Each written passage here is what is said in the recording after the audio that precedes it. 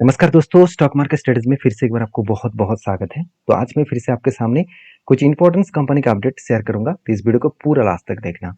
तो सबसे पहले मैं बात करूँगा सीएट के बारे में। बहुत दिनों के बाद सीएट के ऊपर मुझे एक एंटी सिचुएशन मिला और वो भी स्विंग बेसिस में।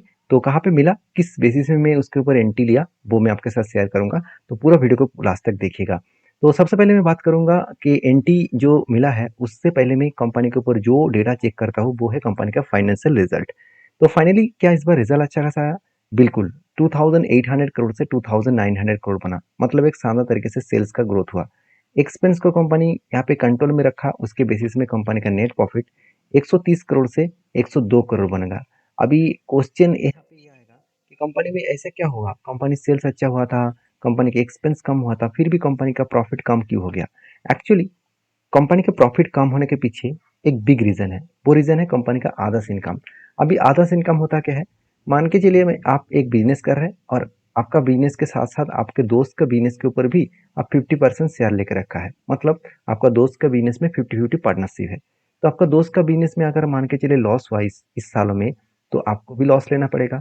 आपका दोस्त का बिजनेस में अगर प्रॉफिट हुआ तो आपको भी प्रॉफिट मिलेगा। तो इसी तरीके से कंपनी जहाँ पे इन्वेस्टमेंट किया वहां से कंपनी को लॉसेस मिला है। कितना लॉसेस? 55 करोड़ के आसपास। तो जो आज तक की सबसे हाईएस्ट लॉसेस कंपनी को मिला और यही झटका कंपनी को डायरेक्टली लगा, क्योंकि कंपनी का ऑपरेटिंग प्रॉफिट 368 से 392 करोड़ बना। और यही कारण के वजह से मैं कंपनी के ऊपर ट्रेड लेने वाला हूँ, क्योंकि कंपनी का खुद का बिजनेस में कोई भी प्रॉब्लम नहीं है। खुद का बिजनेस तो ठीक ठाक चल रहा है, स्मूथली चल रहा है और अच्छा खासा कंपनी का ऑपरेटिंग प्रॉफिट ग्रोथ देखने को मिला है। हाँ, थोड़ा सा तो प्रेशर होगा, क्योंकि कंपनी खुद के जो रिजल्ट है, ओवरऑल जो रिजल्ट है वो तो मतलब कम हो गया। तो जहाँ पे कंपनी के ऊपर थोड़ा सा एक प्रेशराइज बनता हुआ देखने को मिलेगा। तो कंपनी के ऊपर जो बैलेंस शीट है उसके बारे में चर्चा करूँ तो कंपनी का रिजर्व बढ़ता हुआ देखने को मिले। बोरिंग्स कंपनी के ऊपर थोड़ा सा कम हुआ इस बार, ये भी अच्छी बात है, क्योंकि 2200 करोड़ से डायरेक्टली 1700 करोड़ के आसपास बोरिंग्स देखने को मिला। अभी टोटल कंपनी के ऊपर जो मतलब आधा से एसेट है उसके बारे में चर्चा करूँ तो एसेट के बारे में बात करूँ तो 1500 करोड़ से कंपनी का 2800 करोड़ के आसपास एसेट देखने को मिला। और इसी बीच में अगर एक डेटा को देखेंगे तो कंपनी का जो इस बार ट्रेड रिसीव हुआ करीबन 1200 करोड़। तो आज तक की हाईएस्ट कंपनी को प्रोजेक्ट मिला, जिस प्रोजेक्ट के ऊपर कंपनी आगे बढ़ सकते हैं, आगे पुश कर सकते हैं। तो इस हायर सारे कारण के वजह से मैं कंपनी के ऊपर पॉजिटिव हूँ। उसके साथ साथ इन्वेस्टर भी देखेंगे, प्रोमोटर से लेकर म्यूचुअल फंड से लेकर एफआई से लेकर किसी ने भी माल बेचने के लिए कुछ तैयारी नहीं किए। उल्टा एफआई ने माल खरीदारी किए, सॉरी म्यूचुअल फंड ने माल खरीदारी किए और एफआई ने छोटे मोटे क्वांटिटी को सेल ऑफ किया। और एक मजेदार बात आपको बता दूं, जो आपको यहाँ पे दिखेगा उस पॉइंट को जरूर आपको देखना चाहिए, क्योंकि लास्ट नवंबर दिसंबर जनवरी में क्या किया गया था? माल बाई किया था, किसके माध्यम से? म्यूचुअल फंड के माध्यम से। और आज फरवरी, मार्च, अप्रैल, इस तीनों मंथ में कंपनी के ऊपर सेल ऑफ किया गया। तो सेल ऑफ होने के कारण ही शेयर में एक करेक्शन हुआ है और यही एक अपॉर्चुनिटी बना है। तो वो अपॉर्चुनिटी कहाँ पे मुझे मिला? आप ध्यान से इस चीज़ों को देखना कि सीएट के ऊपर एक काफ़ी ध्यान बना था, उसका फाइनली टारगेट यहाँ पे अचीव हो चुके हैं। मैं नेक्स्ट एंट्री लेने के लिए तैयारी कर रहा था, तो फाइनली मुझे एक रेंज बना। वो रेंज कुछ इस तरीके से बना जो करीबन करीबन टारगेट निकल कर आ रहा है 25% के आसपास। मैं जब भी कोई कंटिन्यूसली बाइंग कैंडल देखता हूँ तो मैं हमेशा 20% के ऊपर वो बाइंग कैंडल का रेंज बना है कि नहीं बना है वो सबसे पहले वॉच करता हूँ।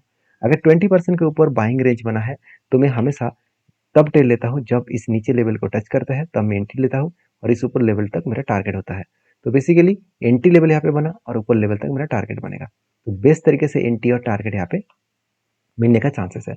आप कहेंगे सर कब मिलेगा, किस तरीके से मिलेगा आपको? देखिए, ये मुझे पता नहीं होता और ये किसी को पता नहीं होता। जो लोग आपको बोल रहे हैं कि इतने दिनों में प्रॉफिट मिल जाएगा, तो मेरे हिसाब से शायद उनके उनके कुछ अलग एनालिसिस है और शायद उन्होंने आपको बेवकूफ़ बनाने का कोशिश कर रहे हैं, क्योंकि हर किसी को पता नहीं होता कि कब कंपनी टारगेट देंगे। एक प्रेडिक्शन करके आप एंट्री ले सकते हैं, उसका कब टारगेट होगा, कब स्टॉप लॉस होगा, वो कोई नहीं बता सकते। तो बेसिकली मैं इस कंपनी के ऊपर पॉजिटिव हूँ। बाकी आपकी क्या राय है जरूर कमेंट्स करना। नेक्स्ट जो कंपनी है उसका नाम है सुजलॉन। तो फाइनली सुजलॉन के ऊपर लगातार हायर हाई बनते चले, सॉरी अपर सर्किट लगते चले जा रहे हैं। तो जिसका मैं मुझे बेसब्री से इंतजार था, जिस ट्रेड लेने के बाद मुझे थोड़ा सा ये लग रहा था कि मुझे शायद इस कंपनी के ऊपर एक स्टॉप लॉस लेना पड़ेगा, मगर लेना नहीं पड़ा, क्योंकि कंपनी का फंडामेंटल फाइनेंशियल ठीक था, इसलिए मैंने होल्ड किया। और बेसिकली कंपनी के ऊपर जो इस बार रिजल्ट आने वाला है वो भी शायद कुछ अच्छा खासा रिजल्ट आने का चांसेस है, क्योंकि 5,900 से 6,000 करोड़ तक कंपनी का सेल्स देखा। एक्सपेंस को मिटाने के बाद 850 करोड़ से 833 करोड़ से 900 करोड़ तक कंपनी का प्रॉफिट दिखा। तो बेसिकली कंपनी के ऊपर नेट प्रॉफिट अच्छा खासा दिखा। तो अभी देखिए कंपनी का फाइनेंशियल जो डेटा है वो ये बता रहा है कि कंपनी के इस बार रिजल्ट पॉजिटिव आएगा, क्योंकि पिछले बार कंपनी का नेगेटिव और बहुत वीकनेस रिजल्ट आया था पिछले सालों में। और इस बार कंपनी का रिजल्ट अच्छा खासा आएगा, क्योंकि कंपनी पिछली बार जो प्रॉफिट किए थे वो बेसिकली कंपनी का आधा इनकम से आया था। और कंपनी का ऑपरेटिंग प्रॉफिट के हिसाब से देखा तो कंपनी इस बार ज्यादा प्रॉफिट की, और यही कारण की वजह से कंपनी अच्छा खासा यहाँ पे प्रॉफिट ग्रोथ कर सकते हैं, अच्छा खासा प्रॉफिट ग्रोथ कर सकते हैं। मुझे लगता है इसी सिचुएशन के बेसिस में कंपनी लगातार हाई करते चले जा रहे हैं। तो जिस तरीके से कंपनी यहाँ पे काम कर रहा है, जिस तरीके से यहाँ पे कप विद हैंड बना और उसी बेसिस में ब्रेकआउट हुआ था और ब्रेकआउट कंफर्मेशन भी हुआ था। उसके बाद जब रिटेस्ट किया तब मैंने यही जगह पे एंट्री लिया। एंट्री लेने के बाद बिग फॉल हो चुके थे और मैं इंतजार कर रहा था कि जब भी इस लेवल को टच करेंगे 33 रुपीज को टच करेंगे तब मैं कुछ क्वांटिटी एडिंग करूंगा, मगर यहाँ तक आया नहीं। उससे पहले कंपनी यहाँ पे रिबैक किया और देखिए डेली बेसिस कंपनी हाई करते चले जा रहे हैं। तो जो मेरा एंट्री था उस लेवल से अगर टारगेट तक देखूँ तो ऑलमोस्ट 23% के आसपास टारगेट मिलने का चांसेस है। तो मुझे लगता है बेस्ट तरीके से एक रिजल्ट बनने का चांसेस है। इसी रिजल्ट के बेसिस में कंपनी आगे बढ़ने का जरूर चांसेस मिलेगा। तो मैं जरूर इस कंपनी के ऊपर पॉजिटिव रहूंगा, क्योंकि कंपनी अच्छा खासा काम कर रहा है। उसके साथ साथ इन्वेस्टर भी थोड़ा थोड़ा करके ट्रस्ट करना शुरू कर चुके हैं, क्योंकि एफ के पास सिर्फ 7.5% होल्डिंग था, वो बढ़ के आज 19% हो चुके हैं। मुझे लगता है बेस्ट तरीके से एक इस कंपनी के ऊपर रिजल्ट देखने को मिला, और यही बेस्ट तरीके से रिजल्ट के साथ साथ बेस्ट तरीके से इन्वेस्टमेंट देखने को मिला, जो एक कंपनी को अच्छा खासा बूस्ट करने के लिए काफ़ी है। तो बाकी आपकी क्या राय है इस कंपनी के ऊपर जरूर कमेंट्स करके बताना। नेक्स्ट जो कंपनी है उसका नाम है येस बैंक। देखिए बेसिकली येस बैंक के ऊपर बहुत दिनों से मैं एक ट्रेड लेकर इंतजार कर रहा हूँ। वो ट्रेड किस तरीके से बना, सबसे पहले वो मैं आपको दिखाऊंगा। देखिए कंपनी के ऊपर एक रेंज बना। रेंज का मतलब क्या है, देखिए कंपनी के ऊपर कंटिन्यूसली एक और दो दो बाइंग कैंडल का रेंज बना। जो रेंज का अगर मैंने मार्किंग किया तो इसका रेंज निकल गया 32% के आसपास।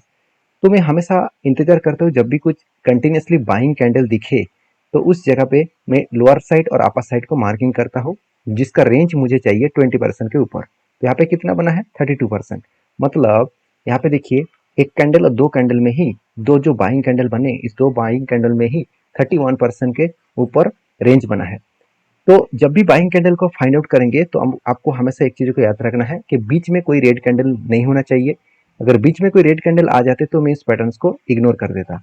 तो बेसिकली इस कंपनी के ऊपर जो पैटर्न क्रिएट हुआ है उस पैटर्न के बेसिस जब भी इस नीचे लेवल को टच किया तब मैंने एंट्री लिया, और एंट्री लेने के बाद देखिए कंपनी धीरे धीरे करके ऊपर जाने की कोशिश तो कर रहे थे। अभी टारगेट आने से पहले ही कंपनी के ऊपर करेक्शन हो गया। तो इसका मतलब क्या होते हैं, बहुत सारे लोग इस क्वेश्चन मुझे पूछता रहता है कि सर अच्छा खासा जब रेंज बना था हाई वॉल्यूम के साथ, तो आप बार बार बोलते हैं कि जब भी इस नीचे लेवल को टच करेंगे वहां से ऊपर जाकर टारगेट होगा, तो यहाँ पे टारगेट क्यों नहीं हुआ। देखिए मैं आपको ये नहीं बताया कि वो टच करने के बाद ही वो रॉकेट की तरह जाएगा और टारगेट देगा, ऐसे होगा नहीं। मार्केट में कुछ सेंटीमेंट होते हैं, मार्केट के कुछ सिचुएशन होते हैं। तो जो बड़े बड़े इंस्टीट्यूशन इस जगह पे बाई करके ऊपर लेके गए थे वही लोग फिर से नीचे आकर उसको बाई कर रहे हैं। और मान के चलिए यहाँ पे उन किसी व्यक्ति का 1 लाख क्वांटिटी ऐड करना है, तो मान के चलिए यहाँ पे 1 लाख क्वांटिटी ऐड नहीं कर पाए, तो ऊपर तो चला गया था, वो फिर से उसको नीचे लेके आए, बाकी क्वांटिटी यहाँ पे एडिंग करेंगे। तो एडिंग करने के बाद फिर से वो ऊपर लेके जाएंगे। तो इस तरीके से सिचुएशन बनता है। तो इसका कोई 100% गारंटी नहीं होता कि हाँ इस तरीके से टारगेट इजीली वो जल्द से जल्द मिलेगा। इसके लिए शायद थोड़ा सा टाइम लग सकता है। आपको इसमें पेशेंस होने की जरूरत है, अगर कंपनी में सही तरीके से आपने एनालिसिस किया हो तो सही तरीके से एनालिसिस का मतलब क्या है, सबसे पहले आपको देखना है कंपनी का वैल्यूएशन क्या है। देखिए मुझे वैल्यूएशन थोड़ा सा हाई लगा, थोड़ा सा नहीं बहुत हाई है, क्योंकि इंडस्ट्रीज पी रेशियो 12 है, कंपनी का खुद का पी रेशियो 54 है। तो बेसिकली पी रेशियो बहुत हाई हो चुके हैं। दूसरी बात, कंपनी के जो क्वार्टर रिजल्ट है वो इस बार शानदार देखने को मिला। यही कारण की वजह से मैंने इस कंपनी के ऊपर पॉजिटिव डिसीजन लिया। दूसरी पॉइंट, कंपनी के जो नेट प्रॉफिट है 200 करोड़ से 450 करोड़ बन चुके हैं। मतलब प्रॉफिट डबल हो चुके हैं, दुगना हो चुका है। उसके साथ साथ जो कंपनी का एनपीए एक टाइम 5.5% के ऊपर चला गया था, वो एनपीए आज 0.60 के आसपास आ चुके हैं। कई हद तक खुद के बिजनेस को अलग लेवल में अलग जगह पे लेके आकर खड़ा कर दिया। तो मुझे लगता है बेस्ट तरीके से यहाँ पे मुझे सिचुएशन देखने को मिला, बेस्ट तरीके से यहाँ पे सारे पॉइंट्स देखने को मिला है। इसी कारण की वजह से मैं कंटिन्यू करूंगा। आपके क्या ओपिनियन है जरूर मुझे कमेंट्स करना। और हाँ, जो मैं टेक्निकली चार्ट पर आपके साथ शेयर किया हूँ वो मेरे खुद के ट्रेड है, मेरा खुद के एनालिसिस है। तो मेरे एनालिसिस में हमेशा प्रॉफिट होगा इसका कोई मुझे गारंटी नहीं है। कभी कभी मुझे लॉसेस भी लेना पड़ता है, तो इसलिए आप जब काम करने के लिए जाएंगे तो आपके रिस्क के हिसाब से काम करिए और आपके जो सेबी रजिस्टर्ड एडवाइजर है उसके साथ बातचीत करके करिए, क्योंकि मैं कोई सेबी रजिस्टर्ड एडवाइजर नहीं हूँ। तो इसीलिए हर किसी का डिसीजन खुद के ऊपर होना चाहिए, मेरे तरफ से किसी भी बाई सेल का रिकमेंडेशन नहीं है। तो नेक्स्ट जो कंपनी उसका नाम है मोतीलाल ओसवाल फाइनेंशियल लिमिटेड। तो मोतीलाल ओसवाल बेसिकली एक ऐसी कंपनी है जिसके ऊपर ग्रोथ होने का चांसेस बहुत ज़्यादा है, क्योंकि एक देखा जाए तो एक फाइनेंस कंपनी है, उसके साथ साथ एक स्टॉक ब्रोकिंग कंपनी है। तो ब्रोकिंग इंडस्ट्रीज बहुत तेजी से ग्रोथ कर रहा है, क्योंकि पर कैपिटल इनकम बढ़ रहा है इंडिया में, तो हर व्यक्ति का इनकम बढ़ रहा है और यूथ बहुत ज़्यादा है, तो इसके लिए हर यूथ यही चाहता है कि फटाफट कहाँ से पैसा मिले। इसलिए ज़्यादा से ज़्यादा लोग स्टॉक मार्केट के अंदर घुस रहा है। तो जहाँ पे बहुत ज़्यादा डीमेट अकाउंट ओपन हो रहा है, बहुत ज़्यादा ट्रेडिंग अकाउंट ओपन हो रहा है, जिसका एक एक्स्ट्रा बेनिफिट उस ब्रोकिंग कंपनी को मिल रहा है, जहाँ पे वो लाखों करोड़ का ब्रोकिंग छाप रहे हैं। तो बेसिकली मोतीलाल ओसवाल के ऊपर एक गुड अपडेट है। जो अपडेट क्या है मैं आपको साथ शेयर करूँ, कंपनी जल्द से जल्द आपको बोनस का अनाउंसमेंट करेंगे, वो भी 3:1 का बोनस कंपनी यहाँ पे देने वाले हैं। तो कब मिलेगा वो तो मुझे पता नहीं, जब अपडेट आएगा मैं आपके साथ शेयर करूंगा। तो ये था कुछ कंपनीज का अपडेट। वीडियो में जानकारी अच्छा मिले तो प्लीज लाइक करना। मिलते हैं नेक्स्ट वीडियो में, तब तक के लिए धन्यवाद।